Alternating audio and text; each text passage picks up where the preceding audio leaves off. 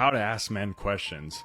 I've made videos on doing a discrete A versus B question, right? Let's say the guy's being kind of dry. Now, in the first place, if a guy's super into you, you should judge him on the ability to ask you good questions, right? If he can't, honestly cut him if you have high self-esteem.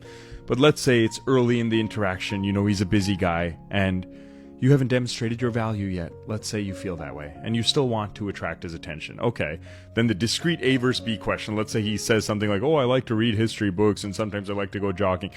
You say, hey, do you like that physical activity better than the other things? Or better than another activity, something else, right? Do you like history more than you like science? You ask certain things that he can answer, and then he'll explicate more. Yeah, I think history shows us more about how the world works than science seems a little too empirical. Whatever it is. Versus the version of like, you know, what do you like about history?